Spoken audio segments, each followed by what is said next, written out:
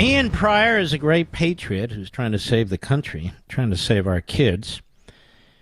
One of the great leaders of the parents' movement against these autocratic school boards. Ian, how are you, my friend? I'm great, Mark. Thanks for having me. It's my pleasure. Ian has a fantastic new book out. Certainly every parent and grandparent should get it. Parents of the World Unite, How to Save Our Schools from the Left's Radical Agenda. Since this really started and you got involved in this, Ian, has it gotten better or worse over the last few months? Well, I think it really depends on the state you live in, and I think it depends on the elected officials you have. I mean, one of the things that I've been encouraged to see is, some of these states passing laws banning, these surgeries for children, states passing school choice, really making progress that you haven't seen in the education realm in a while. And I credit that to, the parents out there that have been pushing back really for the past 3 years. I mean, certainly the left has been at it for decades, and 3 years isn't going to fix the damage that they've done. But it's certainly a good start. And, this book really chronicles how we were able to really shine a light in Loudoun County public schools, which, ultimately had an impact in the Virginia gubernatorial race. And I think, shown a light for the rest of the country on how they can push back on their own schools. And I've been encouraged to see, parents taking up that mantle everywhere in the country. Do you find that the parents' movement is vibrant and growing? That is, I do. It's going to be very effective in the future?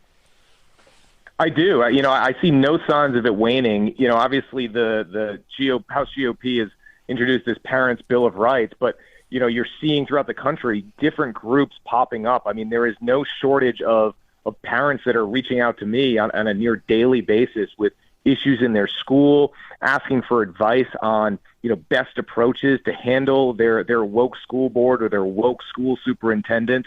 And, you can't get on social media or look at the news without, a new issue happening at some school board meeting or at some school district in America. And, certainly the weaponization report yesterday, I think, was a vindication for parents where, it essentially concluded that the NSBA, the White House, and Merrick Garland colluded, on this memo from Attorney General Garland 2 years ago to label parents as domestic terrorists, really to try and help Terry McAuliffe in Virginia 2 years ago because this parents movement was so hurting his chances and ultimately doomed them.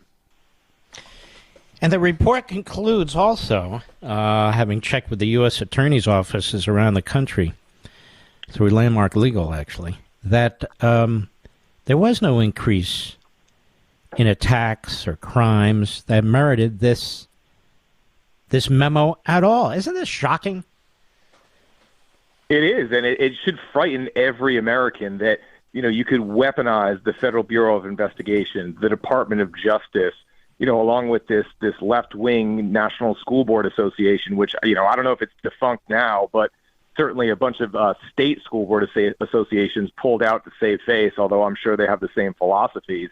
The fact that they could mobilize that quickly over something that was nothing. You look at these school board meetings across the country, and yeah, you're going to see some fiery rhetoric, but you're not going to see people, charging up there and committing acts of violence. And if they did, that is a local issue that should be handled by local police and county sheriffs, not the Federal Bureau of Investigation. You have a background in media. And this is a fantastic book because you're not only discussing the problems, chapter after chapter, you're telling people, you need to do this, you need to do that, you need to investigate, you need to activate, you need to understand that there's a media out there, you need to prepare for that, and this is how you fight the school board, and on and on and on. So this is not just a book about what's taking place. This is a book that's about action orientation, correct? Yeah, that's right. And each chapter, there are 12 chapters, and we structure it so that each chapter is, a bit of a strategic philosophical rule that we applied in the situation, but is certainly applicable to every school district in the country, no matter what you're doing. I mean, I like to think of this as Sun Tzu's Art of War for Parents, which, of course, will get me flagged by Merrick Garland, but so be it. That's probably already the case. Yeah, don't worry about that. The idea being that, parents can utilize this not just to look at these strategies or these practical ideas on, how to get the message out to the media, how to work with reporters, how to send Freedom of Information Act requests, how to set up an organization legally to make sure you're getting your donations processed properly, but also to get them thinking about their own strategies and tactics and to really crowdsource that among the parents of this country, because that's what it's going to take. It's going to take, successes and failures and learning from those successes and failures and sharing them with others so that they can replicate what's been done. It's a very, very important and substantive book. It is a how-to book, as well as a book about recent history, the things that have taken place, starting really, I guess the Battleground began in Loudoun County and then has spread across the country. And the title of the book is a takeoff on the Communist Manifesto. Parents of the World Unite, How to Save Our Schools from the Left's Radical Agenda, Ian Pryor's who we're talking to. You can get it on Amazon.com right now. The book is brand new today. You can get it in any major bookstore. I want to encourage you to get it. And what I typically do with a book like this, honestly, is I get more than one and I hand them out. That's how important it is. And let me ask you this. Are state legislatures doing enough and governors, Republican governors, doing enough to control what's going on in the classroom as a rule? There's some we know who are great. Yeah, I think some are. I think others aren't.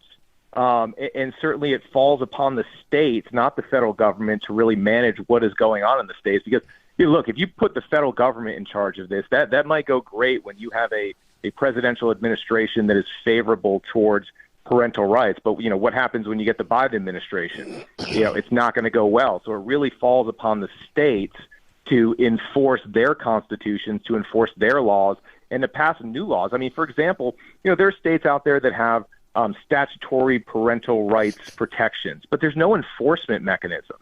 And that's one of the problems we see from state to state, and certainly even in the federal statute, the Protection of Pupil Rights Amendment, there's no enforcement mechanism for parents to take these school districts to court. So, we need all kinds of things. We need transparency of lessons plans, curriculum, teacher trainings, books in the library, books in the classroom library. But we need more than that. We need an enforcement mechanism so that we can bring schools to court and hold them accountable for these things. And then you might actually see some changes in what they're doing. And you've seen that when you have the right attorney general in a state like Virginia and some of these other states like Florida, and also the use of Freedom of Information Act. I think that's one of the most important vehicles, is it not? Yeah, it really is. A lot of what we were able to come up with. I sent my first Freedom of Information Act request in, I think, August of 2020, and I document the actual request that I sent. And what I was able to uncover, and this really set me down the path, was, Loudoun County Public Schools hired an equity consultant to do an equity audit at a cool $500,000 paid in 2019, and then we later learned they stayed on contract at $625 an hour for 2 years to implement these equity programs. So FOIA is a useful tool. One of the things with FOIA, too, and I've been thinking about this lately, is encouraging parents to learn how to bring FOIA lawsuits pro se. They can be expensive to hire a lawyer, but schools are going to catch on, and they're going to start denying these FOIA requests for every possible exception that they can come up with, basically challenging you to bring them to court. But, lots of parents have the ability to go out there and challenge them pro se in court and win. So I think that's a next step in how parents can enforce their rights. The book is Parents of the World Unite. You can get it on Amazon.com right now. It's brand new, right off the printing press. You can get it in any major bookstore. Those of you who are curious about it ought to get it. Those of you who have children definitely better get it, and grandchildren. This is a very, very big deal, and Ian brings all his knowledge to the fore here, and he's not just sitting back as a scholar and writing about it. He is involved in this day in and day out. How are you involved in this day in and day out?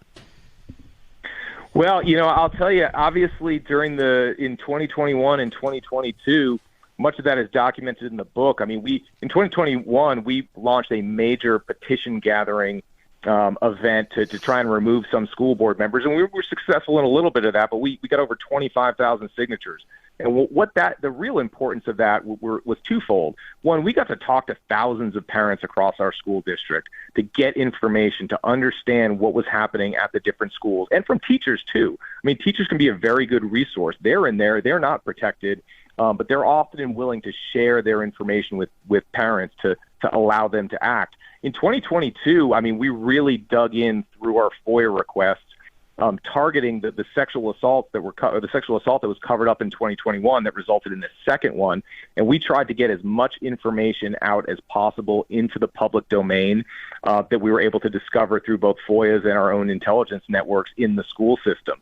So we've done that locally. Nationally, I speak to parents all across the country, and a lot of the things you're hearing about mostly right now are bathroom policies where a girl will go into a bathroom, there's a biological boy using it, the parent complains, and the school says, well, your daughter can just use a single-use bathroom or go see the mental health team.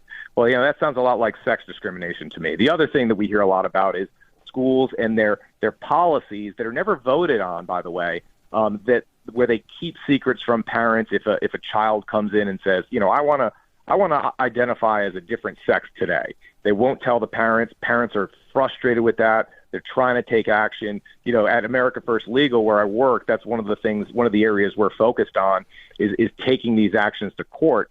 Those are the two things I hear most, but certainly a lot of parents all over the country seeking advice on how best to operationalize so that they can execute their own strategies and tactics. By the way, full disclosure, my wife Julie has worked there as well, and it's a great organization that is fighting a lot of these battles.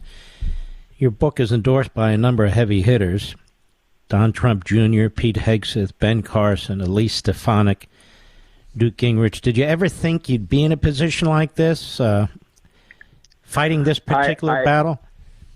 I never did. I mean, it was really 2 years ago that I was activated, so to speak, and it came in my own community where you had these far left activist parents that wanted to cancel parents for going to school board meetings and speaking up on policies. And I found myself as one of those parents, and I just said, not on my watch.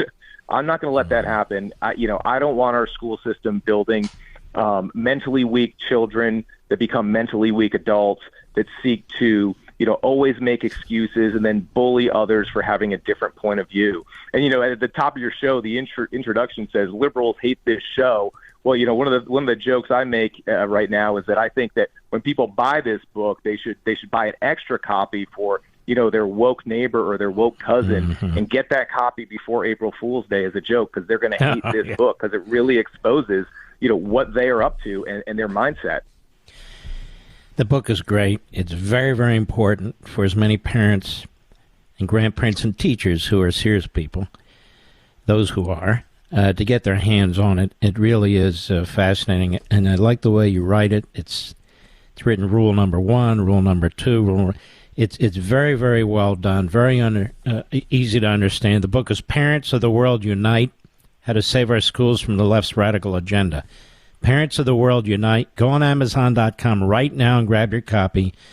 You'll have it by tomorrow or the next day, and I would devour it and then share it with somebody else, and I would bring it to school board meetings. But look, you don't have to be somebody with an 8-year-old. You can be like me, 65 years old, and read this and be thinking about your grandkids and the future of the country. The left is. That's why they're in the classroom to begin with. And Ian Pryor is there. He's eyeballing the situation. He's uniting forces against it. And his book is extremely worthwhile. Parents of the World Unite. Go to Amazon.com, any major bookstore. I want to congratulate you on a great book and wish you all the best.